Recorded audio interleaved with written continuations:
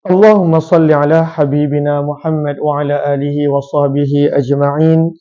بسم الله الرحمن الرحيم. السلام عليكم ورحمة الله وبركاته. بسم الله، الحمد لله، والصلاة والسلام على حبيب الله سيدنا محمد بن عبد الله وعلى آله وصحبه ومن والاه. سبحانك لا علم لنا إلا ما علمتنا إنك أنت العليم الحكيم ولا حول ولا قوة إلا بالله العلي العظيم. اللهم رب اشرح لنا صدورنا ويسر لنا أمورنا واحلل عقدة من ألسنتنا يفقه أقوالنا. اللهم فقهنا في الدين وعلمنا التأويل برحمتك يا رب العالمين. Walhamdulillahi Rabbil Alamin. Alhamdulillah, semua Alhamdulillah. Ahlan kepada semua yang kelihatan di ruangan komen. Ahlan Haifa Najwa di Facebook, di TikTok, Hamizan, Cempaka, Faridah Khairi, dan juga ahlan kepada yang lain, Asma serta Nurhaina, Dapur Safi, Rahmat Cik Kub, Pak Ucu, Pak Belang, ahlan kepada semua. Waalaikumsalam warahmatullahi wabarakatuh. Salam pertemuan malam yang ke-27 Rejab. Kita bertemu pada malam 27 Rejab, dan pada malam ini kita nak membaca pada siri yang pertama berkenaan tentang perjalanan baginda Nabi sallallahu alaihi wasallam. Perjalanan yang agung, perjalanan yang berlaku pada tahun Nabi sallallahu alaihi wasallam berduka, Amul Huzn, tahun kesedihan Nabi sallallahu alaihi wasallam. Ahlan Salma Usman, Elvira, Cik Ani dan juga yang lain yang berada di ruangan Facebook. Begitu juga Azizah serta Asma, Pak Belang, Muhammad Nazrul. Mohon jasa baik untuk bantu share, bantu untuk kongsi, bantu untuk sebar luas. Mudah-mudahan lebih ramai yang beroleh manfaat. Maka pada malam ini kita nak membaca daripada buku Al-Anwarul Bahiyah min Isra' wa Mi'raj Khairil Bariyah. Buku ini telah diterjemahkan oleh Al-Fadil Ustaz Muhammad Zaim Hamzah dan telah disempurnakan oleh Syekh Ahmad Fahmi bin Zamzam Al-Banjari An-Nadwi Al-Maliki rahimahullahu ta'ala. Lalu sebagai permulaan, para ulama telah berbeza pendapat bilakah berlakunya peristiwa Isra' dan Mi'raj. Ada yang berpandangan Isra' Mi'raj berlaku sejurus selepas Nabi SAW menjadi Rasul. Dan inilah pandangan Imam Tabari yang kita jumpa dalam tafsirnya. Imam An-Nawawi rahimahullah berpandangan Isra' dan Mi'raj berlaku pada tahun yang kelima selepas Nabi SAW menjadi Rasul. Dan inilah juga pandangan Al-Qurtubi rahimahullahu ta'ala. Dan ada juga yang berpandangan seperti yang diguna pakai, yang dipilih di negara kita, iaitu berlaku pada 27 Rejab, pada malam yang kita sedang berada. Pada tahun 10 kenabian yang dikenali sebagai tahun berduka, tahun bersedih Nabi SAW akibat daripada kewafatan isteri tercinta, peneman setia Nabi SAW, Khadijah binti Khuwailid radhiyallahu ta'ala anhu. Dan kita nak baca periwayatan ini daripada buku Al-Anwarul Bahiyah min Isra' wa Mi'rajil Khairil Bariyah. Kata penterjemah pada muka surat awal, sebahagian daripada yang bersama mempunyai buku ini. Kata beliau dalam mukaddimahnya, Bismillahirrahmanirrahim, dengan nama Allah yang Maha Pengasih lagi Maha Penyayang. Alhamdulillahi Rabbil Alamin, segala puji-pujian hanya layak untuk Allah, Tuhan semesta alam. Wassalatu wassalamu ala Sayyidina Muhammad, selawat dan salam diutuskan ke atas junjungan kami Nabi Muhammad, wa ala alihi wa sahbihi ajma'in, dan ke atas ahli keluarga dan baginda, para sahabat baginda keseluruhannya. Amma ba'd.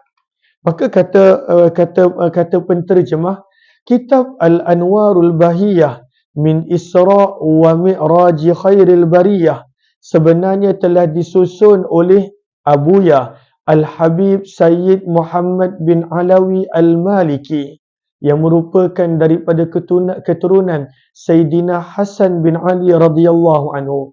Beliau telah meninggal dunia di kota mulia Mekah Al-Mukarramah pada bulan yang mulia 15 Ramadan 1425 Hijrah. Dah berlalu beberapa puluh tahun selepas kematian penulis buku. Bersamaan dengan 29 Oktober tahun 2004, hampir 20 tahun yang lalu, penulis telah meninggal dunia.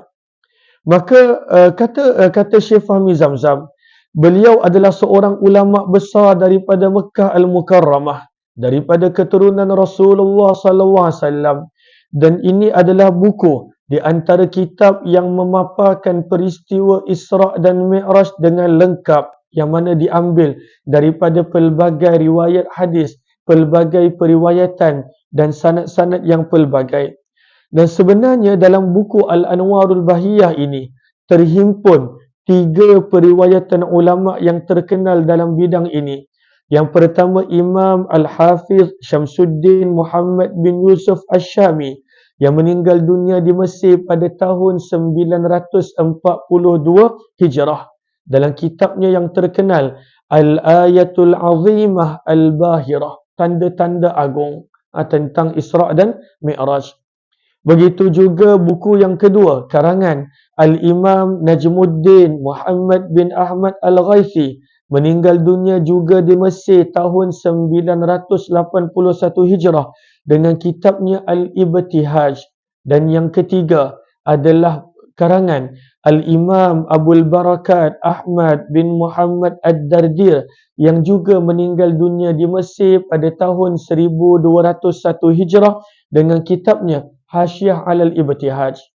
Maka Abuya Sayyid Muhammad bin Alawi Al-Maliki, dia telah gabungkan dalam buku ini riwayat-riwayat Isra' Mi'raj daripada ketiga-tiga buku ini. Lalu dihimpunkan daripada 3 buku yang telah disebutkan tadi, Ibtihaj, Hasyiah Alal Ibtihaj dan juga Al-Ayatul Azimah Al-Bahirah, dan dimasukkan kepada satu buku yang lengkap, yang mana mudah untuk kita para pembaca mengikuti perjalanan peristiwa Isra' Mi'raj yang tersusun rapi daripada awal kejadian sampailah kepada penghujung. Kata penterjemah, Alhamdulillah, kitab ini sudah beberapa kali saya mengajar daripada awal kitab sampai ke akhir dalam beberapa majlis peringatan Isra' Mi'raj di Malaysia dan Indonesia, dan kelihatan kesan yang baik kepada peserta yang mengikuti pembacaan kitab, maka terlintas di hati saya untuk menterjemahkannya ke dalam bahasa ibunda, iaitu dalam bahasa Melayu. Dan oleh kerana kesuntukan masa, maka Alhamdulillah terjemahan tersebut dapat dilaksanakan oleh anak anda yang tercinta, Ustaz Muhammad Zaim Hamzah, dan saya cuma mengedit dan menyuntingnya supaya kelihatan lebih kemas, lebih mudah untuk dibaca, terutama dalam majlis-majlis untuk memperingati peristiwa Isra' Mi'raj yang biasanya diadakan pada setiap datangnya bulan Rejab yang mulia. Semoga apa yang kami laksanakan ini diterima Allah dan mendapat redha-Nya. Maka telah lengkap terjemahan buku ini pada 13 Jumadil Awal 1436 Hijrah bersamaan 4 Mac 2015.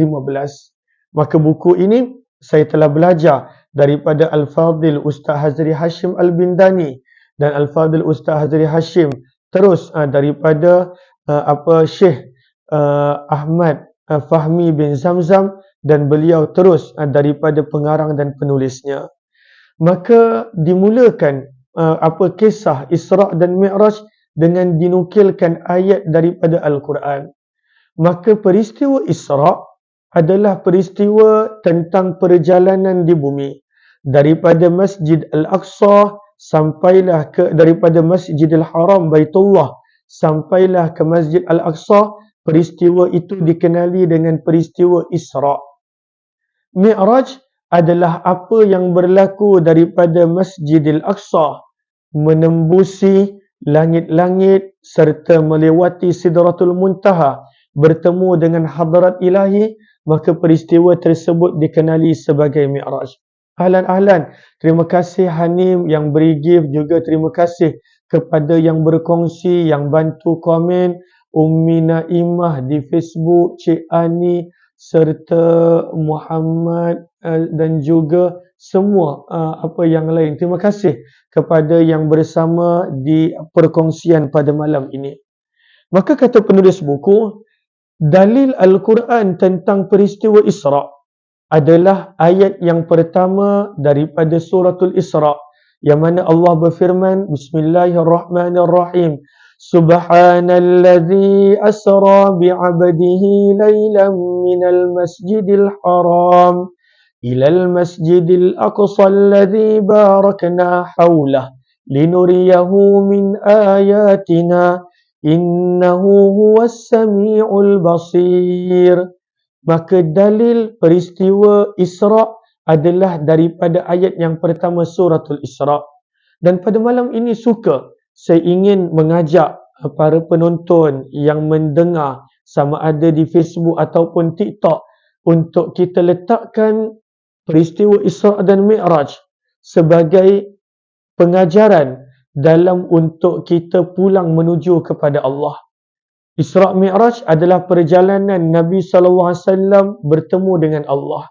Dan kita nak ambil pengajaran daripada Isra' dan Mi'raj ini adalah bagaimana kita dalam sebenarnya perjalanan kita pulang menuju kepada Allah yang akan dimulakan dengan kematian, alam-alam yang seterusnya. Kita nak jadikan kisah Isra' dan Mi'raj sebagai pengajaran untuk kita supaya kita pun dapat pulang menuju kepada Allah dalam keadaan Allah redha dan Allah gembira dengan apa yang kita lakukan di dunia ini.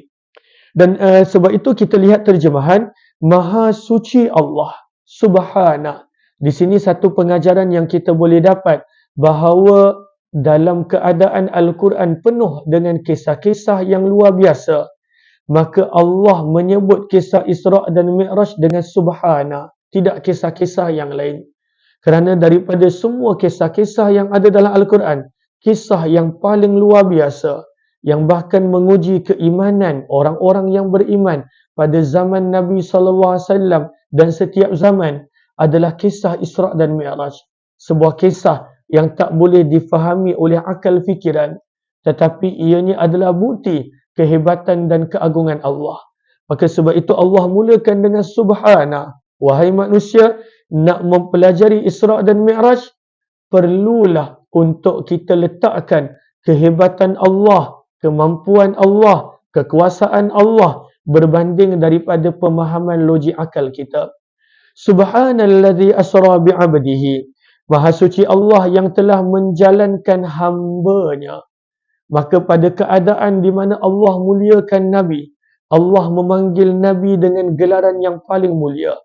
Apakah gelaran yang paling mulia untuk manusia?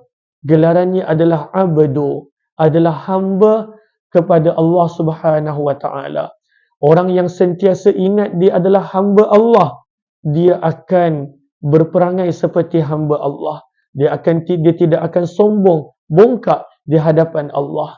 Maka kemuliaan manusia apabila terletak pada manusia itu ingat, sedar yang dia adalah hamba Allah Subhanahu wa taala. Maha suci Allah yang telah menjalankan hamba-Nya di waktu malam Lailah. Maka malam di sini diulang dua kali. Dalam perkataan Isra', ianya adalah gambaran kepada perjalanan waktu malam. Dan diulang sekali lagi dengan perkataan Lailah, mengingatkan kepada kita, isyarat kepada kita, satu pengajaran untuk kita dalam kita ingin untuk pulang menuju Allah Subhanahu wa taala.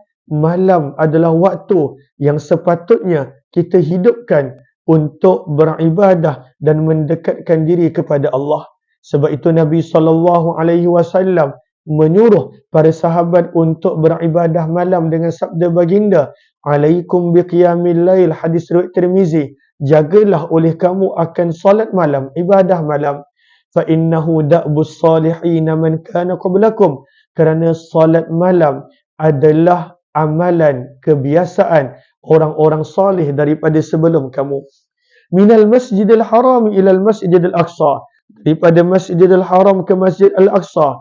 Maka di sini adanya satu isyarat bahawa dalam pada manusia ingin mendekatkan diri kepada Allah, perjalanannya tidak patut jauh daripada masjid.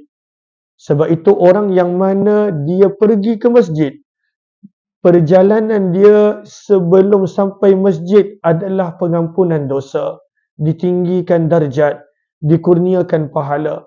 Orang yang duduk di dalam masjid dengan i'tikaf, maka akan mendapat pahala. Orang yang mana hatinya sentiasa berulang-alik ke masjid, terpaut ke masjid, adalah termasuk daripada 7 golongan yang Allah akan muliakan. Maka ini adalah kelebihan masjid. Sebab itu pengajaran untuk kita tidak patut menjauhkan diri kita daripada rumah Allah Subhanahu wa taala. Maka Allah sebut ilal masjidil aqsa. Maka Nabi diperjalankan ke Masjid Al-Aqsa. Al-Aqsa bermaksud adalah Al-Ab'ad, yang paling jauh. Kenapakah masyarakat Arab Quraisy ketika itu memanggil Masjid Al-Aqsa? Kerana di dalam pemahaman, pengetahuan orang Quraisy, tempat yang paling jauh, masjid yang paling jauh adalah Masjid Al-Aqsa, yang mereka akan pergi setiap kali mereka berniaga di Syam. Allah Subhanahu wa taala memuji Masjid Al-Aqsa dengan firman-Nya, allazi barakna haulah. Ianya adalah tempat di mana kami berkati sekelilingnya. Para ulama berbeza pendapat apakah maksud berkah. Ada yang berpandangan berkahnya kawasan sekitar Masjid Al-Aqsa kerana itulah tempat Nabi yang banyak. Ada yang berpandangan berkahnya kawasan tersebut dengan Allah suburkan tanahnya untuk tanaman-tanaman, dan juga ada beberapa pandangan yang lain. Maka Allah ingatkan kepada kita tentang peristiwa Isra' dan Mi'raj ini. Linuriyahu min ayatina. Maka kami jadikan peristiwa Isra' ini supaya kami boleh tunjukkan beberapa tanda dan bukti kekuasaan kami. Tapi bukan semua, sebahagian. Lalu sebab itu kalaulah kita nak faham Isra' dan Mi'raj, daripada akal logik kita tak akan faham. Kerana pada Isra' dan Mi'raj Allah tekankan dengan Subhana pada awal, dan Allah tekankan di hujung. Allah nak tunjukkan kehebatannya kepada manusia. Allah nak tunjukkan bukti kekuasaannya kepada manusia. Innahu huwas sami'ul alim. Sesungguhnya Allah Maha mendengar lagi Maha melihat. Kata penulis buku pada muka surat yang seterusnya, dalil Al-Quran tentang peristiwa Mi'raj, maka ada pada suratul Najm ayat yang pertama hingga ayat yang ke-18. Namun lebih tepat kalaulah kita nak ni adalah daripada ayat 13 hingga ayat yang ke-18, menceritakan perjalanan Mi'raj Nabi. Maka dalil untuk Isra' ayat pertama suratul Isra'. Dalil untuk Mi'raj adalah ayat yang pertama hingga 18, dan kita boleh lebih fokuskan pada ayat 13 hingga ayat yang ke-18.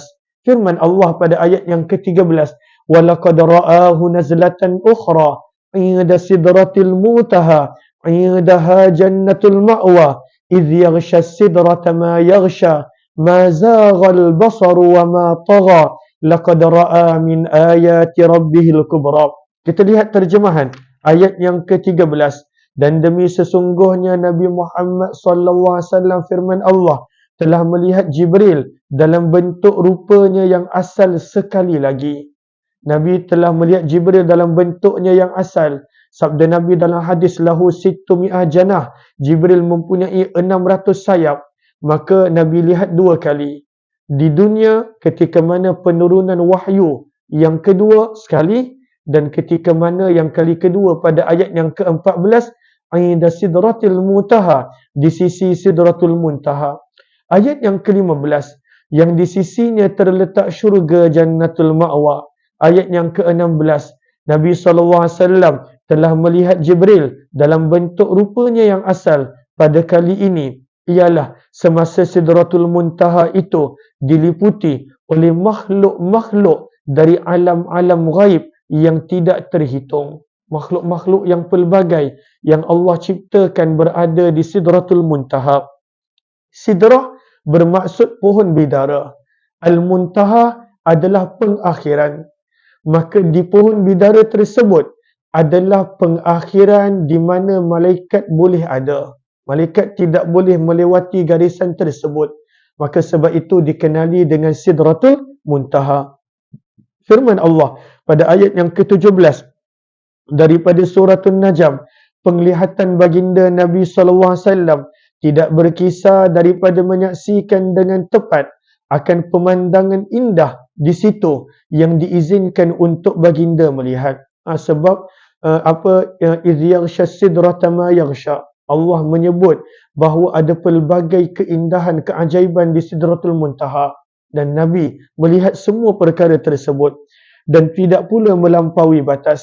Demi sesungguhnya ayat yang ke-18, baginda telah melihat sebahagian, baginda telah melihat walaqad ra'a min ayati rabbihil kubra, baginda telah melihat sebahagian, belum semua lagi, sebahagian dari sebesar-besar tanda yang membuktikan luasnya pemerintahan dan kekuasaan Allah Subhanahu wa taala. Ianya adalah peristiwa yang meningkatkan iman. Ianya adalah peristiwa yang berlaku kepada baginda Nabi sallallahu alaihi wasallam. Kata penulis buku memulakan kisah Isra' dan Mi'raj pada muka surat yang pertama. Periwayatan lengkap Isra' dan Mi'raj Nabi sallallahu alaihi wasallam. Maka kisah Isra' dan Mi'raj diambil daripada riwayat yang pelbagai. InsyaAllah jika sempat, maka saya akan kongsikan riwayat-riwayat tersebut. Maka ada daripada riwayat yang sahih, ada daripada riwayat yang hasan, dan tidak dinafikan ada daripada riwayat yang lemah. Namun, riwayat yang lemah tidaklah dikira sebagai riwayat yang maudhu', yang palsu. Yang benar-benar dengan kesepakatan ditolak adalah periwayatan-periwayatan palsu. Namun riwayat yang lemah masih lagi boleh digunakan sebagai ibrah, pengajaran, namun tidak boleh digunakan dalam urusan hukum ahkam. Seperti yang kita tahu, pendapat majoriti para ulama tentang perkara tersebut yang Imam Nawawi ada kongsikan juga semasa penulisan beliau dalam kitab Al-Adhkar An-Nawawi ya rahimahullahu ta'ala. Maka penulis buku membawakan tajuk Nabi SAW didatangi oleh malaikat Jibril dan baginda telah dibedah. Ada satu buku yang menarik yang mana ada dalam bahasa Arab dan ada juga diterjemah oleh sebahagian universiti. Tak silap saya UM ada terjemahkan. Yang mana buku tersebut adalah ditulis oleh Syekh Abdul Halim Mamduh yang merupakan Syekhul Azhar bagi tahun 1973 tak silap, untuk beberapa tahun. Yang mana buku tu sangat menarik. Yang mana kalaulah yang versi bahasa Arab boleh didapati di Google, boleh di-download PDF-nya. Tak tebal. Tetapi buku tersebut ada banyak pengajaran-pengajaran yang bersesuaian untuk kegunaan kita. Yang mana buku tersebut adalah Isra' Mi'raj. Nama dia saya lupa, nama penuh dia. Tapi kalaulah dalam terjemahan baru-baru ni saya nampak diterjemahkan ataupun dibuat kajian oleh UM tak silap ataupun universiti mana, minta maaf kalau tersilap, maka diletakkan tajuk Isra' dan Mi'raj, satu analisa baru, yang mana ditulis oleh Syekh Abdul Halim Mamduh. Maka yang boleh bahasa Arab, bagus untuk download dan jadikan pengajaran daripada buku tersebut. Saya tak dapat nak kupas banyak daripada buku tersebut, namun kita akan kongsikan beberapa perkara insya-Allah. Maka tajuk yang dibawakan untuk muka surat ini adalah baginda didatangi oleh Jibril dan baginda telah dibedah. Bainama an-nabiy sallallahu alaihi wasallam fil hijri indal bait muttaji'an baina rajulaini idh atahu Jibril wa Mikail wa ma'ahuma malakun akhar fahtamaluhu hatta ja'u bihi Zamzam fastalqawhu ala dhahrihi fatawallahu minhum Jibril. Kata penulis buku, tak kala Nabi SAW berada di Hijri Ismail di sisi Baitullah, maka baginda sedang berbaring ditemani oleh dua lelaki, iaitu pakcik Nabi Hamzah bin Abdul Muttalib dan sepupu Nabi Ja'far bin Abi Talib. Tiba-tiba Nabi SAW didatangi oleh Jibril dan Mikail alaihi wassalatu wassalam serta seorang lagi malaikat. Dalam sebahagian riwayat ada menyebut Mikail juga, dalam sebahagian riwayat ada menyebut Israfil juga. Setelah itu, mereka membawa Nabi SAW pergi ke Telaga Zamzam. Mereka membaringkan Nabi SAW dan malaikat Jibril bertindak sebagai pengendali utama dalam melaksanakan satu tugas besar kepada baginda Nabi SAW pada malam tersebut. Wa fi riwayah, maka dalam riwayat tadi, perjalanan Isra' Nabi bermula daripada Baitullah Kaabah. Dalam sebahagian riwayat yang lain, wa fi riwayah furija saqfu baiti fanazala Jibril fashaqqa min sughrati nahrihi ila asfali batnihi thumma qala Jibril li Mikail i'tini bi tasdin min ma'i zamzam kayma utahhiru qalbahu wa ashrahu sadrah fastakhraja qalbahu faghasalahu 3 marrat wa naza'a ma kana bihi min adha wa ikhtalafa ilayhi Mikail bi 3 tasat min ma'i zamzam. Dalam sebuah riwayat yang lain disebutkan bahawa telah terbelah atap rumah, iaitu rumah Ummu Hani yang merupakan sepupu Nabi SAW. Maka Jibril telah turun dan Jibril telah membelah bahagian badan Nabi SAW daripada leher sehinggalah ke bawah perut. Dan riwayat ini sahih. Belahnya dada Nabi SAW dalam peristiwa Isra' Mi'raj adalah riwayat yang sahih. Ada dalam riwayat Bukhari dan Muslim daripada periwayatan Anas bin Malik radhiyallahu taala anhu. Nana buat tu. Kemudian Jibril telah berkata kepada Mikail, bawalah kepadaku setalam air Zamzam. Di sini Syekh Abdul Halim Mamduh ada menyebut pengajaran. Beliau berkata daripada pembelahan Jibril akan dada Nabi SAW dan Nabi SAW tidak meninggal dunia. Maka manusia, para ulama mengkaji bahawa badan manusia boleh dibelah. Dan Jibril adalah daripada cahaya. Maka sebab itu di zaman kita munculnya teknik pembedahan selain daripada dengan pisau bedah, maka adanya dengan laser dan lain-lain. Maka manusia belajar daripada peristiwa Isra' dan Mi'raj banyak perkara. Lagi-lagi pada zaman dahulu, para ulama bukan sekadar mahir dalam bidang agama, tetapi banyak para ulama yang mahir dalam bidang perubatan, yang mahir dalam bidang sains dan mahir dalam bidang yang pelbagai. Maka mereka dulu mengkaji bahawa kalaulah Nabi boleh dibelah, maka sebenarnya manusia boleh dibedah. Begitu juga Jibril daripada cahaya. Maka ilmu-ilmu ini di dalam bahasa Arab disebut sebagai ulumul awail. Apakah maksud ulumul awail?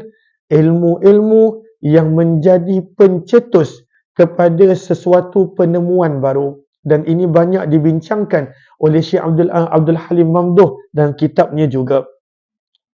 Lalu dikeluarkan hati Nabi dan dibersihkan sebanyak 3 kali. Dibuang segala perkara-perkara penyakit hati. Di sini para ulama tekankan, terutamanya Syekh Fahmi Zamzam, maka hati Nabi SAW tidaklah kotor, tidaklah berpenyakit seperti mana hati yang lain.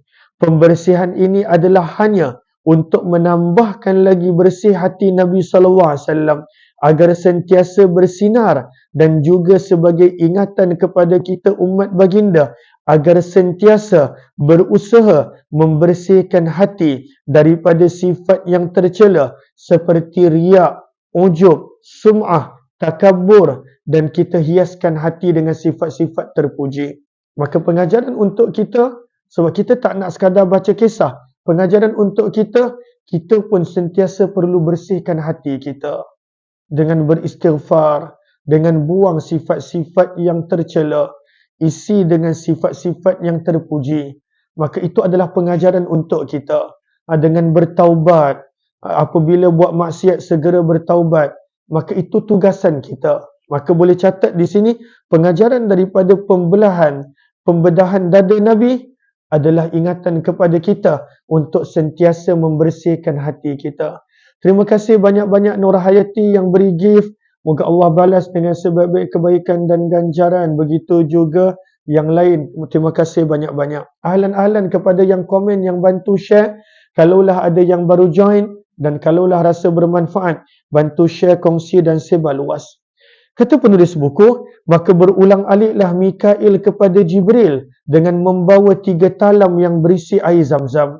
Dan kita, daripada sini juga kita belajar kemuliaan air zam-zam. Sebab itu beruntung orang yang berada berhampiran Baitullah, berhampiran Masjid Nabawi, di mana mereka boleh sentiasa minum air zam-zam. Dan dalam hadis Nabi SAW bersabda, orang yang minum air zam-zam, maka ketika itu adalah mustajab doanya. Sebentar, minta maaf. Adakah suara jelas? Okey. Suara jelas kan? Cuba tengok dekat Facebook dengan TikTok. Buka Facebook pula. Okey, sebab dia ada bagi isyarat dekat handphone saya terputus. Okey. Mungkin handphone saya ni. Okey. Terima kasih. Rosina Cikman, Haifa, Nur Hayati, Fatimah Az-Zahra, AGMR, Nur Zara, terima kasih semua. Maka kata penulis buku, yang ini daripada riwayat Bukhari dan Muslim. Summa utiya bi tastin min zahabin mubtali'in hikmatan wa imana fa afraghahu fi sadrihi wa mala'u hilman wa ilman wa yaqinan wa islama. Summa atbaqahu summa khatama baina katifaihi bi khatamin nubuwah. Kemudian didatangkan satu talam daripada emas yang penuh berisi hikmah dan iman. Maka di sini antara pengajaran yang kita boleh dapat, bayangkan emas adalah benda yang manusia bergaduh dengan dia. Emas, kekayaan, harta. Tetapi isi yang dalam emas itu adalah yang lebih bernilai. Macam kita mana yang lebih bernilai? Bekas ataupun isi yang berada dalam bekas? Selalunya isi lebih bernilai daripada bekas. Di sini kata para ulama, kenapa dibawakan bekas emas? Bukanlah nak menunjukkan dalil harus untuk menggunakan bekas emas, sebab dilarang daripada menggunakan bekas emas, tetapi sebagai isyarat bahawa isi yang ada dalam bekas emas yang dibawa oleh malaikat dengan hikmah, dengan iman, dengan segala perkara-perkara sifat terpuji, itu lebih bernilai daripada emas, daripada segala perkara yang bernilai. Sebab itu penting untuk kita isikan dalaman kita dengan sifat-sifat yang terpuji. Perlu kuatkan keimanan dan keyakinan kepada Allah Subhanahu wa ta'ala. Maka Nabi SAW telah dimasukkan dengan hikmah dan iman dalam dada baginda. Dipenuhi dada baginda dengan pekerti, pengasih, ilmu, keyakinan dan Islam, dan kemudian ditutup kembali dada baginda yang dibelah itu dan diberikan tanda khatamun nubuwah di belakang jasad Nabi SAW, di mana tempatnya di antara dua belikat Nabi SAW. Dalam hadis riwayat Anas, kata Anas, aku dapat melihat tanda jahitan di pada badan Nabi SAW. Dan berkenaan tentang tanda kenabian, ianya adalah sesuatu yang timbul pada belakang Nabi SAW umpama telur burung. Dan ianya ada dibawa dalam Syama'il Muhammadiyah oleh Imam Tirmizi, satu tajuk khusus berkenaan tentang tanda kenabian. Tajuk yang seterusnya, Nabi SAW menaiki Burak. Maka sebahagian riwayat tentang Burak ini ada dalam hadis riwayat Bukhari dan Muslim, dan ada yang dalam riwayat-riwayat yang lain. Keistimewaan Burak, dan ianya pernah ditunggang oleh Nabi Ibrahim alaihi salatu wassalam. Kata penulis, ثم أتي بالبراك مسرجا ملجما وهو دابة أبيض طويل فوق الحمار ودون البغل يضع حافره عند منتهى طرفه مضطرب الأذنين إذا أتى على جبل ارتفعت رجله وإذا حبط ارتفعت يده. Kata penulis, yang awal ini kebanyakannya daripada riwayat Bukhari dan Muslim. Maka dibawa kepada Nabi SAW Burak yang disiapkan dengan pelana dan tali kendali di kepalanya. Siap berpelana, tempat duduk, ada tali kekang.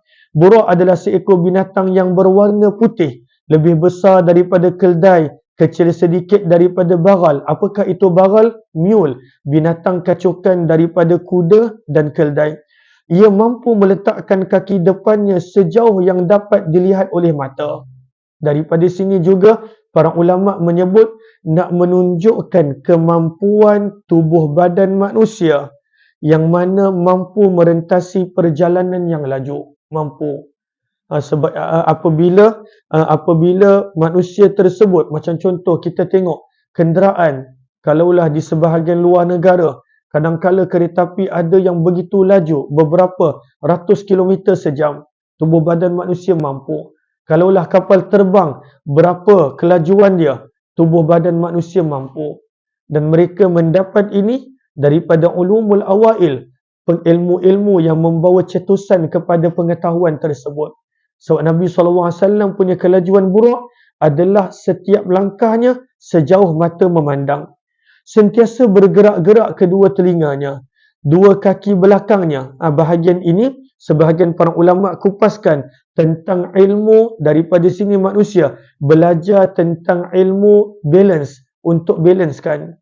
Macam contoh, sebab binatang ni, dia kalaulah dia turun daripada tempat yang tinggi, maka kaki depan dia akan memanjang supaya Nabi tak terasa. Kalaulah dia menaiki tempat yang tinggi, maka kaki belakangnya yang akan memanjang supaya Nabi SAW tak terasa.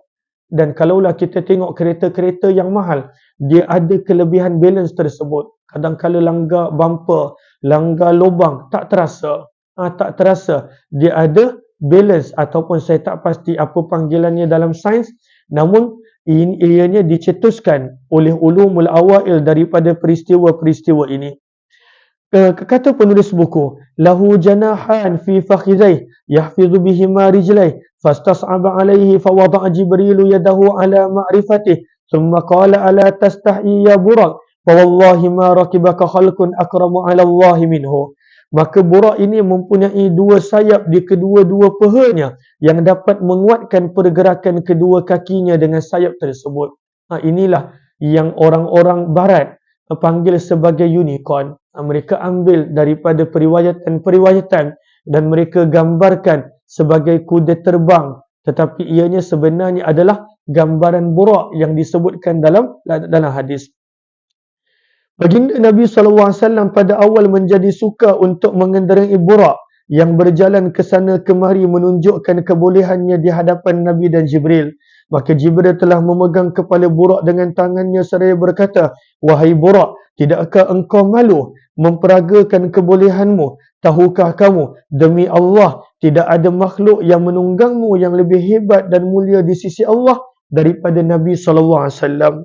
Maka bila Buraq ditegur, fastahya hatta rafadda arakan wa qarra hatta rakibaha wa kanatil anbiya'u tarkabuha qablah wa qala Sa'id ibn al-Musayyib wa ghairuh wa hiya dabbatu Ibrahim allati kana yarkabu 'alayha lil baitil haram. Maka bila Buraq ditegur oleh Jibril, maka Buraq pun diam sehingga mengalir keluar peluh di badannya lantaran merasa malu dengan sikapnya yang kurang sopan. Maka Buraq pun menjadi tenang. Maka dapatlah Nabi SAW dengan mudah menaikinya. Dan Buraq ini juga menjadi kenderaan pada Nabi sebelum baginda. Kenderaan. Maka Nabi bukanlah orang yang pertama menunggang Buraq. Kata para ulama, bahkan nanti kita akan baca riwayat Sa'id bin Musayyab, maka Nabi-Nabi yang terdahulu pun pernah menunggang Buraq. Antaranya Nabi Allah Ibrahim. Maka di sini kata Syekh Abdul Halim Mamduh, perjalanan Nabi SAW menuju kepada Allah ada kenderaan. Maka kita pun sebenarnya perlukan kenderaan. Apakah kenderaan kita dalam untuk kita pulang menuju kepada Allah? Kenderaan kita adalah amalan kita. Sebab itu ada sebahagian amalan yang benar-benar akan menjadi kenderaan pada hari akhirat. Seperti ibadah kurban yang dilakukan. Maka ini adalah pengajaran yang kita boleh dapat di sini. Kata Sa'id ibn al-Musayyib rahimahullahu ta'ala, bahawa Buraq adalah kenderaan Nabi Ibrahim yang baginda mengendarai menunggangnya ketika berangkat daripada Palestin menuju ke Baitullah di Mekah. Setiap kali berkunjung melihat isterinya Hajar dan putera kesayangan mereka Ismail alaihi salatu wassalam. فانطلق به جبريل وهو عن يمينه وميكائيل عن يساره وعند ابن سعد وكان الآخذ بركابه جبريل وبزمام البراق ميكائيل. Maka berangkatlah Jibril membawa Nabi SAW dengan Buraq. Jibril berada di sebelah kanan, Mikail di sebelah kiri baginda Ibnu Sa'ad membawakan riwayat bahawa yang menguasai bahagian tempat pijak kaki Nabi adalah Jibril, yang mengkontrol di bahagian depan tali kekang burak adalah Mikail. Pengajaran daripada bahagian ini, kata para ulama, adalah bahawa dalam perjalanan menuju kepada Allah sangat penting mempunyai peneman. Tapi teman-teman yang baik. Sangat penting untuk mempunyai peneman. Sebab manusia kadangkala terlalai, terlupa, terleka, maka yang akan mengingatkannya adalah teman-teman yang baik. Sebab itu dalam doa Nabi Yusuf, dalam surah Yusuf, apakah salah satu doanya? Alhiqni bis salihin. Ya Allah, pertemukanlah aku dengan orang-orang yang salih, teman-teman yang baik. Teman adalah sangat penting. Pentingnya teman, besarnya pengaruh teman, Nabi SAW sebutkan dalam hadis dengan perumpamaan penjual minyak wangi, yang kalaulah kita tidak beli pun minyak wangi tersebut, badan kita akan sentiasa berbau wangi. Itu adalah contoh teman yang baik. Perumpamaan teman yang buruk adalah seperti seorang yang berkawan dengan tukang besi. Maka walaupun pakaian kita tak terbakar disebabkan api yang menyala, maka pasti akan menjadi hitam ataupun berbau, bau yang tidak enak. Maka itulah pengaruh teman. Maka perjalanan Nabi ditemani oleh Jibril dan Mikail sebagai pengajaran untuk kita, maka kita perlukan peneman untuk teman-teman yang baik. Adapun teman yang tidak baik, dikhawatiri boleh mempengaruhi kita dan tanpa kita sedar menjadikan kita jauh daripada Allah Subhanahu wa taala. Muka surat yang ke-6. 4 persinggahan Nabi SAW. Terima kasih banyak-banyak kepada yang bersama sampai ke waktu ni. Terima kasih kepada yang baru join. Mohon jasa baik untuk bantu share, kongsi dan sebarluaskan. Mudah-mudahan lebih ramai yang beroleh manfaat. Maka dalam perjalanan Nabi daripada Masjidil Haram sampai ke Masjid Al-Aqsa, maka ada 4 tempat yang Nabi SAW singgah. 4 persinggahan Nabi SAW. Ada 4 perhentian. Maka ada 4 persinggahan Nabi. Persinggahan yang pertama adalah kota Madinah. Maka kata penulis, yang mana ini, bahagian ini ada diriwayatkan oleh Nasa'i, Al-Baihaqi dan juga Al-Haythami. Fasaru hatta balagu arda dhata nakhlin. Faqala lahu Jibril inzil fasalliha huna. Fafa'ala thumma rakiba. Faqala lahu Jibril atadri aina sallaita? Faqala la. Qala sallaita bi Taibah wa ilaihi al-muhajarah. Maka mereka pun berangkat menuju ke tempat-tempat yang telah diperintahkan oleh Allah untuk membawa baginda. Maka mereka telah tiba di satu tempat yang banyak tanaman pohon kurma. Madinah terkenal sebagai tempat penanaman kurma. Kalaulah kita baca dalam sirah, pada zaman Nabi SAW sahaja ada berpuluh-puluh jenis kurma. Dan antara kurma yang disukai oleh Nabi adalah ajwah dan juga satu lagi kurma yang tak terkenal, dikenali sebagai barni ataupun burni. Baranunya, barni ataupun burni. Maka ianya adalah antara kurma yang disukai oleh Nabi SAW. Maka telah tiba di sebuah tempat yang banyak pohon kurma. Jibril telah memerintahkan Nabi untuk turun di situ. Jibril berkata, turunlah engkau dan sembahyanglah di sini. Nabi mengerjakan apa yang diperintahkan kepada baginda dengan senang hati. Kemudian menaiki semula burak. Jibril pun bertanya kepada Nabi, tahukah di mana engkau sembahyang tadi? Nabi SAW berkata, tidak tahu. Jibril berkata, kamu telah sembahyang di kota Taibah, iaitu Madinah, dan di sana nanti akan menjadi tempat hijrahmu. Maka daripada riwayat ini kita tahu bahawa Nabi SAW sebenarnya dah tahu yang baginda Nabi SAW akan berhijrah ke bumi Madinah. Namun apa pengajaran yang kita boleh ambil? Setiap 4 persinggahan Nabi ini, Nabi berhenti dan Nabi SAW turun solat. Maka di sini antara pengajaran yang kita boleh dapat adalah kita apabila menziarahi tempat-tempat yang elok, tempat-tempat yang baik, tempat-tempat yang ada berkaitan dengan sejarah, maka kita solatlah di kawasan tersebut. Solatlah di kawasan tersebut. Dan antara pengajaran kita yang lain, kata para ulama, bahawa dalam perjalanan Nabi SAW menuju kepada Allah, maka ada berhenti, ada rehat. Dan sebenarnya rehat manusia itu adalah dalam solat. Sebab itu dalam hadis yang sahih Nabi SAW bersabda, "Ju'ilat qurratu aini fi shalah." Dijadikan ketenangan mataku, kebahagiaan dan kerehatanku adalah dalam solat. Maka solat sebenarnya adalah tempat untuk berehat, adalah peluang untuk berehat. Apabila kita dalam kesibukan dunia yang pelbagai, kesibukan keluarga, macam-macam yang kita fikirkan, maka berehat. Apakah berehatnya orang beriman? Berehatnya orang beriman adalah solat. Maka pada setiap perhentian Nabi SAW disuruh untuk solat.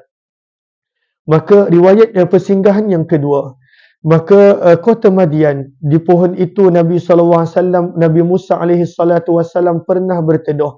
Fantalaqal buraku yahwi bihi yada'u hafirahu haitsu adraka tarfuh. Faqala lahu Jibril inzil fasalliha huna fafa'ala thumma rakiba faqala lahu Jibril atadri aina sallaita qala la qala sallaita bi Madiana inda syajarati Musa. Maka bergeraklah burak dengan pantas sekali sejauh mata dapat melihat. Maka di tempat itulah kaki depannya berlabuh sehingga mereka sampai di satu tempat. Lalu Jibril berkata kepada Nabi, "Turunlah engkau di sini pula dan kerjakanlah sembahyang." Maka Nabi SAW pun melakukan perintah Jibril. Kemudian menaiki semula burak. Jibril berkata kepada Nabi, "Tahukah di mana engkau bersembahyang tadi?" Nabi menjawab, "Tidak tahu, wahai Jibril." Jibril berkata, "Engkau telah sembahyang di kota Madian berdekatan dengan sebatang pohon yang pernah berteduh oleh Nabi Musa di bawahnya ketika dia lari meninggalkan Mesir." Dan kisah tersebut ada disebutkan di dalam Al-Quran. Bagaimana Al-Quran menceritakan apabila Nabi Musa menyelamatkan diri daripada ditangkap oleh Fir'aun, meninggalkan Mesir, meninggalkan segala kesenangan yang Nabi Musa dah biasa dalam istana Fir'aun, dan dia berada di sebuah tempat yang asing di negeri Madian. Maka Nabi Musa telah berdoa, "Rabbi inni lima anzalta ilayya min khairin fakir." Ya Allah, aku sangat-sangat berhajat kepada apa jua kebaikan yang engkau ingin berikan. Sebab perjalanan yang jauh, tak kenal sesiapa. Dan daripada situ dipertemukan dengan Syuaib dan dikahwinkan dengan anaknya, diberikan pekerjaan dan tinggallah Nabi Musa di Madian untuk tempoh yang lama. Maka Nabi SAW diperintahkan untuk berhenti di sini. Pengajaran yang kita boleh ambil daripada Jibril menyuruh Nabi berhenti solat, maka sebenarnya inilah sikap dan adab seorang anak murid yang kita boleh belajar daripada Nabi. Mentaati guru apabila guru menyuruh melakukan sesuatu perkara. Selagi mana guru tersebut menyuruh perkara yang tidak melanggar syarak, maka akhlak dan adab seorang anak murid, dia perlu untuk mematuhi arahan guru tersebut. Walaupun gurunya bukanlah wahyu dan sebagainya, tetapi itu adalah akhlak dan adab. Kadangkala seorang guru, seorang mursyid, dia tahu apakah yang sesuai untuk anak murid dia, berbanding daripada apa yang anak muridnya ketika itu nampak yang terbaik dan sebagainya. Maka daripada sini pengajaran yang dikeluarkan oleh para ulama. Persinggahan yang ketiga adalah Gunung Tursina, tempat munajatnya Nabi Musa alaihi salatu wassalam. فانطلق البراق يهوي به ثم قال له جبريل انزل فصلي ففعل ثم ركبه قال له أتدري أين صليت قال لا قال صليت بطور سيناء حيث كلم الله موسى.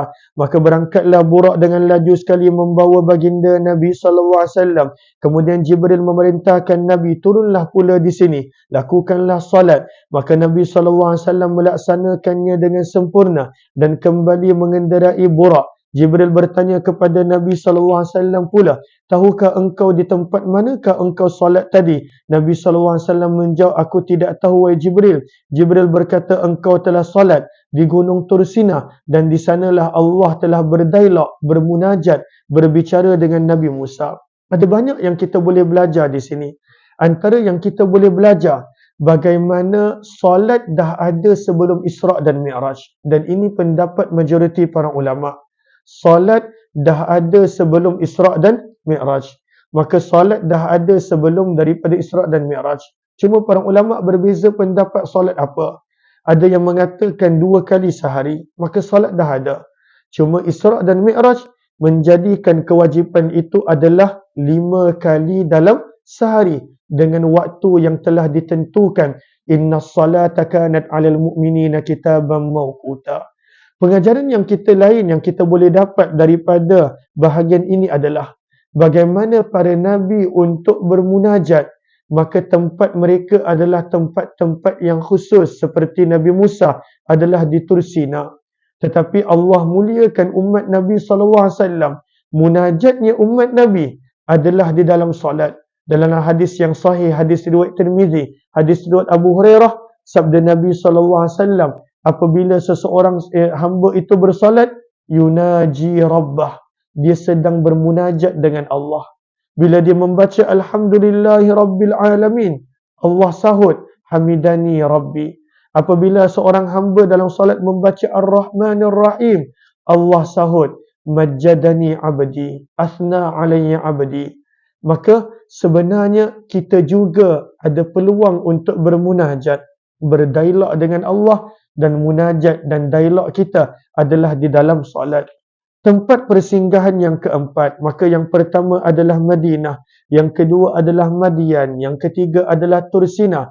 Tempat persinggahan yang keempat Nabi SAW adalah Baitul Laham, yang merupakan tempat kelahiran Nabi Isa alaihi salatu wassalam. Kemudian sampailah baginda Nabi SAW di suatu tempat. Di sana kelihatan istana-istana megah kota Syam. Jibril memerintahkan kepada Nabi seraya berkata, turunlah engkau sembahyanglah. Nabi SAW melaksanakan perintah Jibril, kemudian kembali menaiki Burak.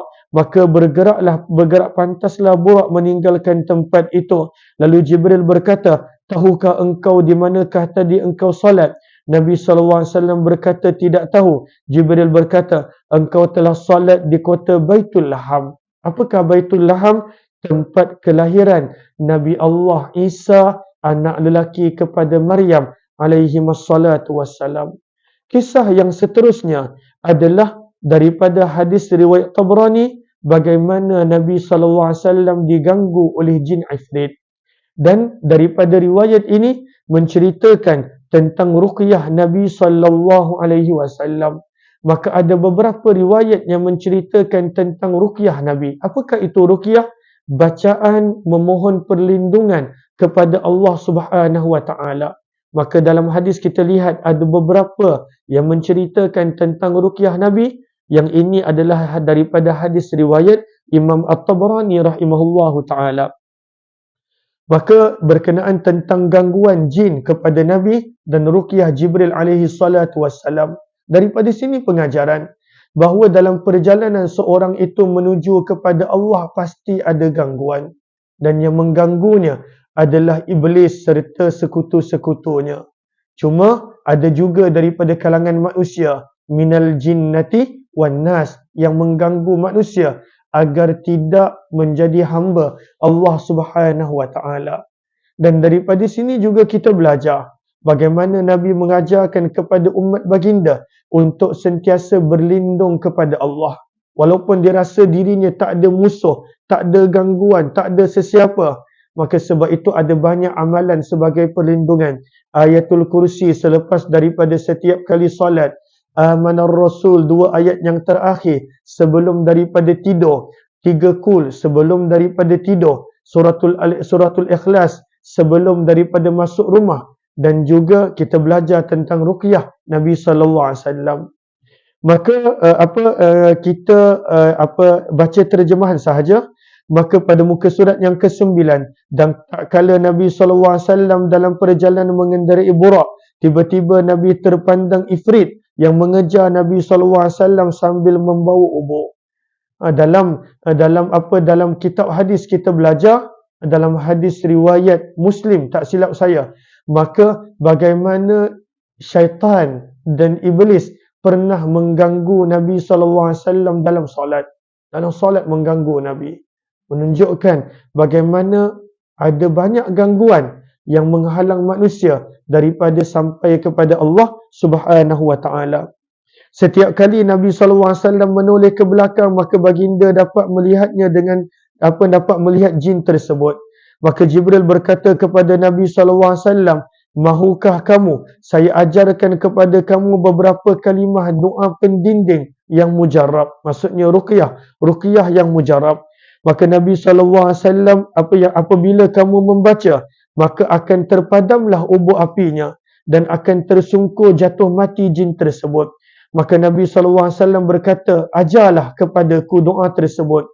Maka Jibril pun berkata, "Bacalah doa berikut." Muka surat yang ke-10. Yang ini daripada riwayat Imam Tabrani. Ada di dalam hadis riwayat Bukhari akan ruqyah Nabi SAW yang lain. Maka apakah ruqyah dia? Ruqyah dia panjang, saya akan sekadar baca tanpa terjemahan.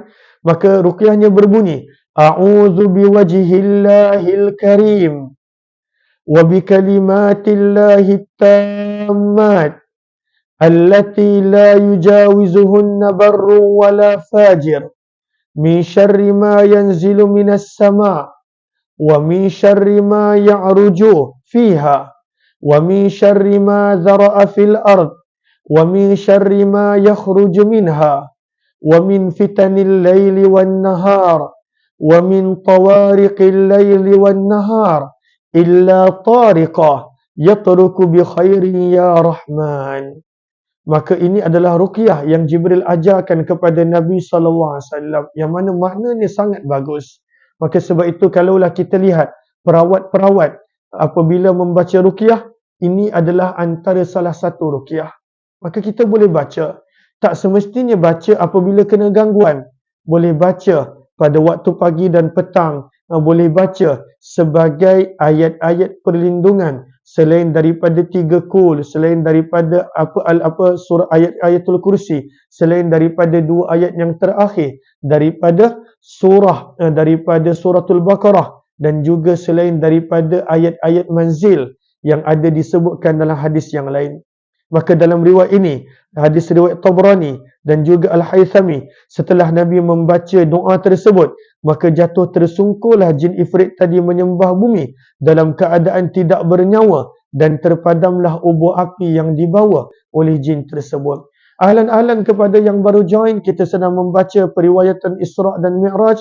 Kalaulah rasa bermanfaat, mohon jangan lupa untuk bantu share, bantu untuk kongsi, bantu untuk sebarluas. Mudah-mudahan lebih ramai yang beroleh manfaat. Maka 4 tempat persinggahan, maka itu adalah Nabi betul-betul berhenti.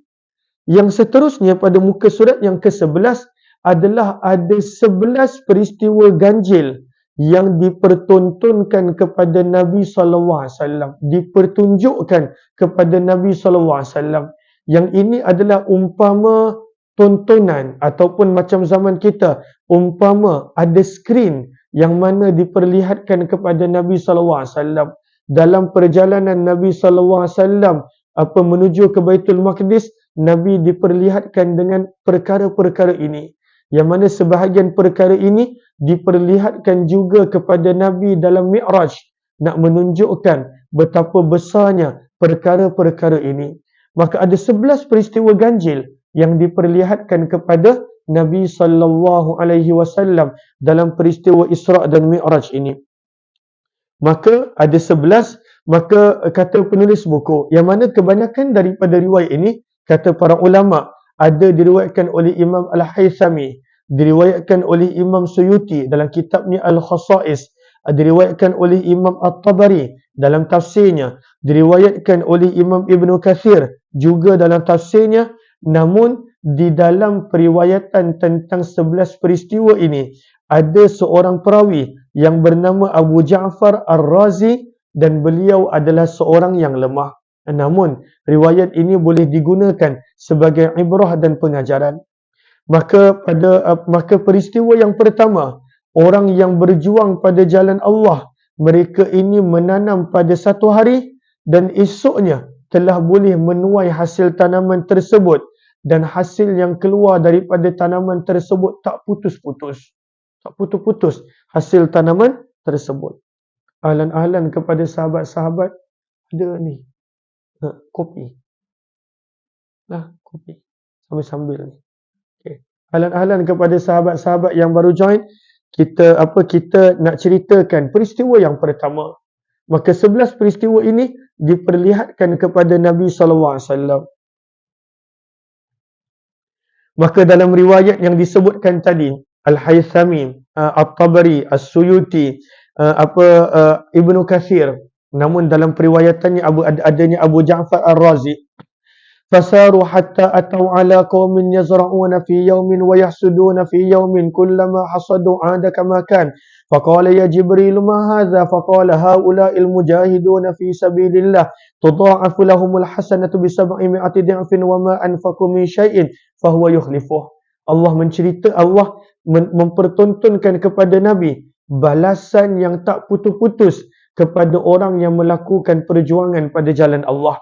Maka mereka meneruskan perjalanan sehingga mereka sampai di suatu tempat bertemu dengan sekumpulan manusia yang sedang menanam tanaman yang subur dalam sehari. Tanam sehari je.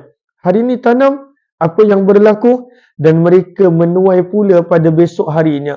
Mereka mengetam. Dalam buku ni perkataan yang diguna adalah mengetam. Apakah maksud mengetam? Mengetam bermaksud proses memisahkan tanaman daripada batangnya. Itu dipanggil dalam bahasa Melayu mengetam. Lalu mereka boleh mengetam dan menuai setiap hari tanpa putus-putus. Tanam sekali je, tapi lepas tu dah boleh tuai setiap hari tanpa putus-putus. Maka Allah nak memberi gambaran tentang orang yang berjuang pada jalan Allah. Susah payah, peritnya mungkin sekali, tetapi hasil, pahala, ganjaran, keberkatan, balasan Allah berikan tidak putus-putus. Maka Nabi bertanya, wahai Jibril, apakah maksud daripada peristiwa yang berlaku kepada mereka ini? Jibril berkata, mereka ini adalah para pejuang yang berjuang di jalan Allah. Satu kebaikan yang mereka lakukan, Allah gandakan 700 kali ganda.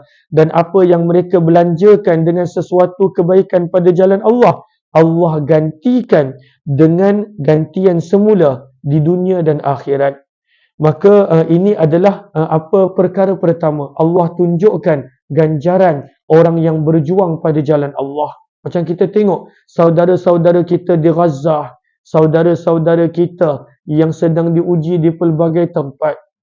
Nampak mereka susah, tetapi sebenarnya mereka mendapat pahala yang tak putus-putus. Umpama orang yang dia tanam dan dia boleh tuai tanaman dia setiap hari tanpa perlu tanam kembali. Kelebihan orang yang mati syahid, kelebihan orang yang hilang segala-galanya kerana berada pada jalan Allah, tak putus-putus pahala dan ganjarannya. Peristiwa yang kedua, maka dipertontonkan kepada Nabi SAW kisah keluarga bahagia yang mendapat syahid. Satu keluarga ni kena bunuh, tapi sebenarnya di sisi Allah mereka bahagia.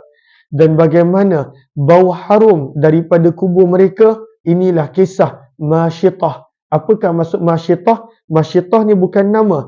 Masyitah adalah maksudnya tukang sikat rambut. Masyitah daripada Al-Mashtu. Berkongsi lah. Saya minta izin untuk minum. Ahlan-ahlan kepada yang sahabat-sahabat, boleh minum santai-santai sambil-sambil. Kita baca lagi sedikit. Maka banyak yang salah faham. Banyak ingat Masyitah itu adalah nama dia. Nama ni bukanlah Masyitah. Masyitah bermaksud tukang sikat. Dan ini adalah kisah tukang sikat kepada anak perempuan Fir'aun, puteri Fir'aun. وَوَجَدَ رِيحًا طَيِّبَةً فَقَالَ يَا جِبْرِيلُ مَا هَذِهِ الرَّائِحَةُ قَالَ هَذِهِ رَائِحَةُ مَاشِطَةِ بِنْتِ فِرْعَوْنَ وَأَوْلَادِهَا بَيْنَمَا هِيَ تَمْشُطُ بِنْتَ فِرْعَوْنَ إِذْ سَقَطَ الْمُشْطُ فَقَالَتْ بِسْمِ اللَّهِ تَعِسَ فِرْعَوْنَ فَقَالَتِ ابْنَةُ فِرْعَوْنَ أَوَلَكَ رَبٌّ غَيْرَ أَبِي فَقَالَتْ نَعَمْ قَالَ أَفَأُخْبِرُ بِذَلِكَ أَبِي قَالَتْ نَعَمْ فَأَخْبَرَتْهُ فَدَعَاهَا فَقَالَ أَوَلَكَ رَبٌّ غَيْرِي قَالَتْ نَعَمْ رَبِّي وَرَبُّكَ اللَّهُ. Maka baginda Nabi SAW telah mendapati satu bau yang sangat harum. Maka baginda bertanya, wahai Jibril, bau apakah yang sangat harum ini? Jibril berkata, ini adalah bau wangi wanita tukang sisir rambut puteri Fir'aun dan anak-anaknya.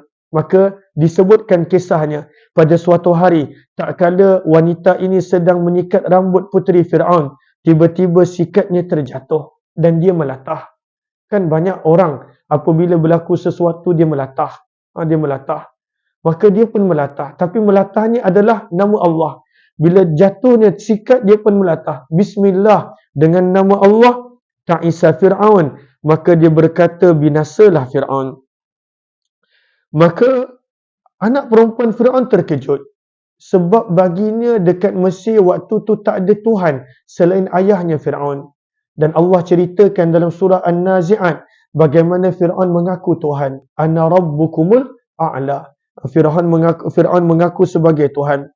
Maka puteri Fir'aun ni budak kecil, dia tak tahu apa-apa. Dia pun tanya, adakah ada Tuhan selain ayahku? Maka Masyittah berkata, ya benar.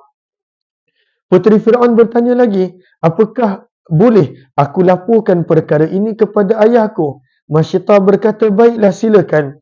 Maka puteri Fir'aun segera melaporkan apa yang dia dengar daripada ucapan Masyittah maka kepada ayahnya. Masyittah dipanggil oleh Fir'aun. Dan kita tahu Fir'aun ni bagaimana. Dia kalaulah nak bunuh manusia, dia boleh bunuh begitu sahaja. Bayangkan, dia punya kejam Fir'aun. Al-Quran ceritakan, wa yuzabbihuna abna'akum. Dia boleh bunuh semua bayi lelaki Bani Israel tanpa ada belas kasihan. Dia boleh potong tangan dan kaki ahli sihirnya yang beriman kepada Nabi Musa dalam keadaan hidup-hidup. Itu adalah Fir'aun. Dan wanita ini dipanggil di hadapan Fir'aun. Seorang raja yang zalim, durjana, kejam.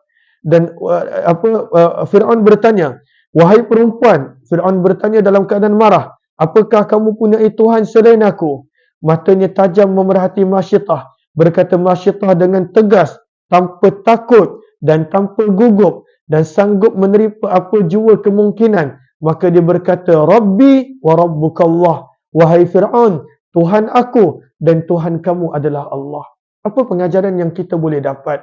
Berkata benar di hadapan pemerintah, penguasa, di hadapan raja yang zalim. Maka ini tak semua orang mampu buat. Banyak orang berubah apabila tiba di hadapan orang yang berkuasa. Fatwa kadang-kala dia boleh berubah.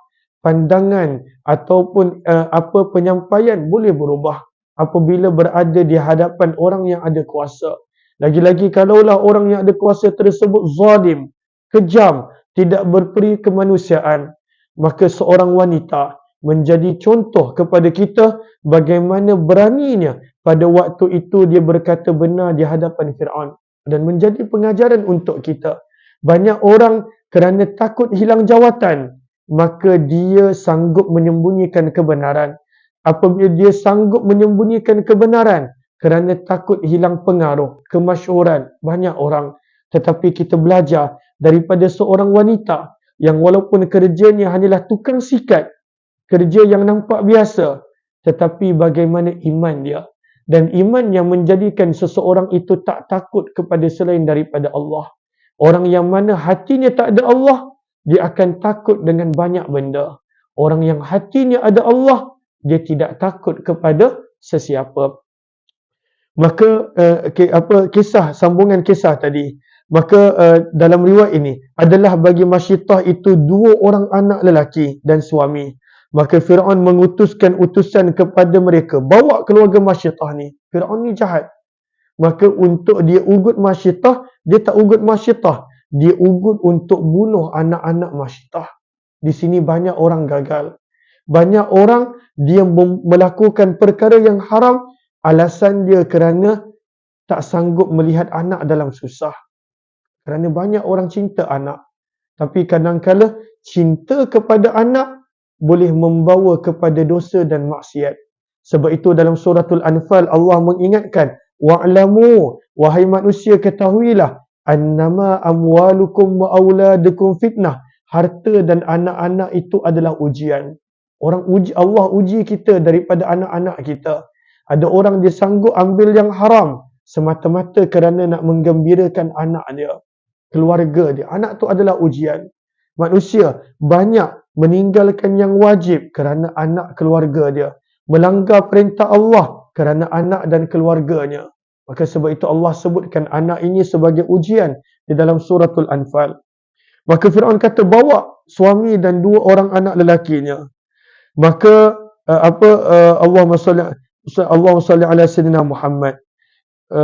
Mana tadi? Firaun mengutuskan utusan kepada mereka untuk merayu Masyittah dan suaminya agar kembali kepada agama asal. Masyittah dan suaminya tetap dengan pendirian mereka, tidak mahu tunduk kepada arahan Firaun. Maka Firaun menjadi marah. Lalu dia berkata, sungguh aku akan membunuh kamu. Masyittah berkata, kami mohon ihsanmu untuk kami. Kalau seandainya kami telah mati, kamu bunuh, maka tolong tanamkan kami dalam satu kubur. Kebumikan kami di tempat yang sama. Firaun berkata, akan aku penuhi permintaan kamu kerana kamu telah menjaga anak perempuanku. Maka Firaun memerintahkan agar dipanaskan air dalam sebuah kawah besar daripada tembaga. Kemudian setelah air itu mendidih, lalu diperintahkan supaya Masyittah dan anak-anaknya diterjunkan. Maka dicampak satu demi satu ke dalam kawah yang berisi air panas. Sehinggalah apabila tiba giliran untuk dicampakkan anak lelaki. Selalunya kita kalah kerana anak. Kita kalah. Maka suami dia jatuh, dia masih lagi kuat. Tapi apabila tiba giliran yang dia perlu campak anak dia ke dalam kawah tersebut, lagi-lagi anak tu masih menyusu. Maka pada waktu itu Masyittah dalam keadaan dilema. Maka anaknya itu berkata dengan bahasa yang fasih, duhai ibuku yang tercinta, terjunlah ke dalamnya, usahlah engkau khawatir dan cemas, sesungguhnya engkau berada di jalan yang benar. Ya ummah qa'i wala tataqa'asi fa innaki 'alal haq. Maka anak tersebut dia berbicara dengan ibu dia. Maka apabila Masyittah mendengar anaknya berkata begitu, wanita tukang sikat puteri Firaun ini pun terjun ke dalam kawah api tersebut. Maka kebanyakan riwayat ini ada dalam riwayat Musnad Ahmad, seperti yang kita sebut tadi, As-Suyuti, begitu juga Al-Baihaqi dan juga lain-lain. Maka selepas itu penulis buku, sebab tadi disebut ada bayi yang boleh bercakap. Bayi selalunya tak boleh berkata-kata. Maka sebab itu dibawakan di sini satu tajuk, bagaimana 4 anak kecil yang boleh bercakap pada zaman dulu. Dan kalau kita baca riwayat, ada pandangan yang lebih daripada itu. Wa takallama fil mahdi arba'atun wa hum sighar, hadza wa syahidu Yusuf wa sahibu Jurayj wa Isa bin Maryam. Berkata penulis buku, ada 4 orang bayi yang boleh bercakap ketika mana masih bayi. Anak kepada tukang sikat puteri Firaun. Yang kedua, anak kecil yang menjadi saksi Nabi Yusuf ketika baginda Nabi Yusuf difitnah oleh wanita yang mendakwa dan Nabi Yusuf ingin untuk menggodanya. Yang ketiga, anak kecil yang menjadi saksi bagi Jurayj, seorang ahli ibadah yang telah difitnah oleh pelacur upahan. Yang mana kisah Jurayj ini ada di dalam hadis-hadis yang sahih. Dan yang keempat adalah Nabi Allah Isa bin Maryam, yang kisahnya Allah sebutkan di dalam Al-Quran, yang mana baginda berbicara. Yang mana kisah Nabi Isa berbicara ada dalam Al-Quran. Inni abdullah ataniyal kitaba wa ja'alani nabiyya wa ja'alani mubarakan aynama kuntu wa awsani bis salati waz zakati ma dumtu hayya wa barran biwalidati wa lam yaj'alni jabbaran syaqiyya wassalamu alayya yawma wulidtu wa yawma amut wa yawma ub'atsu hayya. Maka ini adalah kata-kata Nabi Musa ketika mana Nabi Musa alaihi salatu wassalam dalam masih buayan, masih bayi. Nabi Musa berbicara mempertahankan ibunya yang Bani Israel fitnah, yang mana ibunya telah membawa anak dalam keadaan ibunya tidak berkahwin. Maka berbicara Nabi Isa mempertahankan ibunya. Maka ini adalah peristiwa yang kedua. Bayi IC kan? Ahlan-ahlan kepada sahabat-sahabat yang baru join, lagi sikit insya-Allah. Mohon jasa baik untuk bantu share, bantu untuk kongsi kepada yang baru join. kalaulah rasa bermanfaat.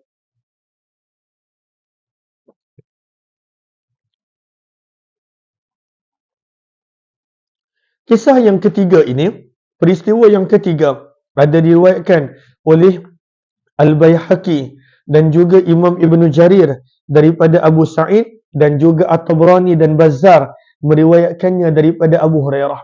Ini peristiwa yang ketiga. Peristiwa yang ketiga menceritakan tentang azab orang yang tidak solat. Moga Allah pelihara kita, keluarga kita daripada golongan yang tidak solat. Dan sebab itu kita kena banyak baca doa Nabi Ibrahim yang ada dalam juz yang ke-13. Rabbi ja'alni muqimas salati wa min zurriyati. Ya Allah, jadikanlah daku dan zuriatku orang-orang yang menjaga salat. Rabbana wa taqabbal du'a. Ya Allah, peliharalah aku dan ya Allah, terimalah doaku. Maka peristiwa yang ketiga, ثم أتى على قوم ترضخ رؤوسهم كلما رضخت عادت كما كانت ولا يفتر عنهم من ذلك شيء فقال يا جبريل من هؤلاء قال هؤلاء الذين تتثاقل رؤوسهم عن الصلاة المكتوبة. Nabi SAW telah diperlihatkan dengan suatu kaum yang berkelakuan aneh. Mereka menghantuk-hantukkan kepala mereka di batu sehingga berdarah, bahkan sampai berkecai kepala tersebut. Setelah kepala mereka pecah, dikembalikan semula seperti sedia kala, dihantukkan lagi dan terus menerus keadaan begitu. Dihantuk kepalanya pada batu, diambil batu, dihantuk pada kepala, pecah kepalanya. Maka Nabi bertanya, siapa gerangan mereka yang berkelakuan aneh ini, wahai Jibril? Maka Jibril berkata, mereka ini adalah orang-orang yang berat kepala mereka untuk mengerjakan solat fardu 5 waktu sehari semalam. Sebab itu Nabi SAW mengibaratkan solat sebagai kepala. Orang yang mana tidak solat adalah umpama orang yang mana tidak mempunyai kepala. Pentingnya solat, utamanya solat dalam kehidupan manusia. Maka sebab itu jangan pernah meninggalkan solat. Dan solat adalah binting daripada kita terjebak dalam maksiat. Inna salata tanha 'anil fahsya'i wal munkar. Peristiwa yang keempat adalah mereka yang tidak ingin menunaikan zakat. Ini adalah riwayat Tabrani dan juga Al-Bazzar daripada Abu Hurairah. Kita baca terjemahan dia muka surat 16. Kemudian Nabi SAW memerhatikan keadaan sekumpulan manusia.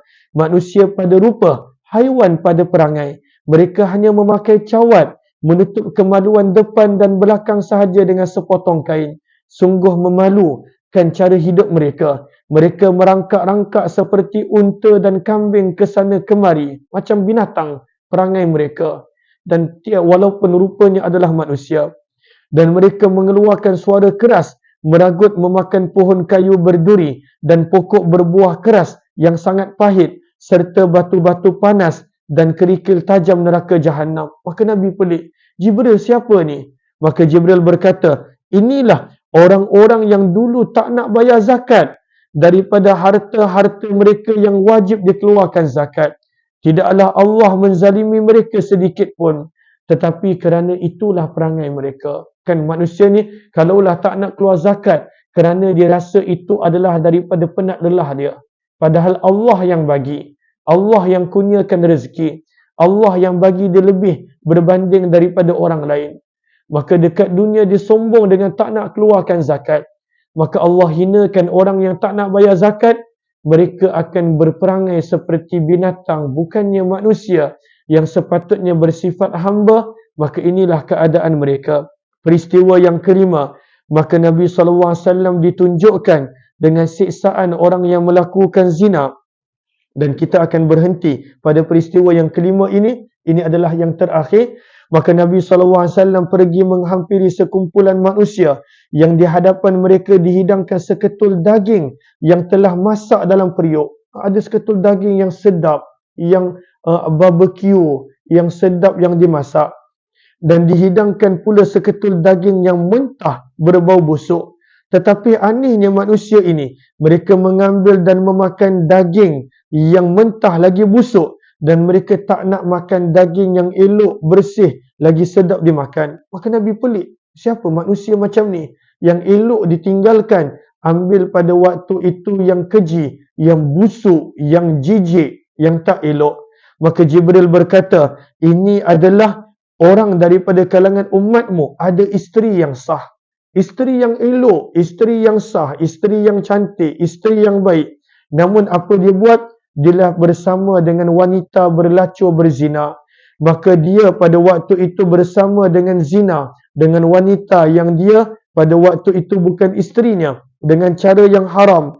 Begitulah juga kalaulah perempuan bersama dengan lelaki yang lain dalam keadaan mempunyai suami, maka ianya adalah umpama orang yang mempunyai benda yang suci elok, tetapi dia tinggalkan dan untuk memakan benda yang keji, buruk dan tak elok. Maka itu adalah gambaran kepada orang yang rosak hatinya.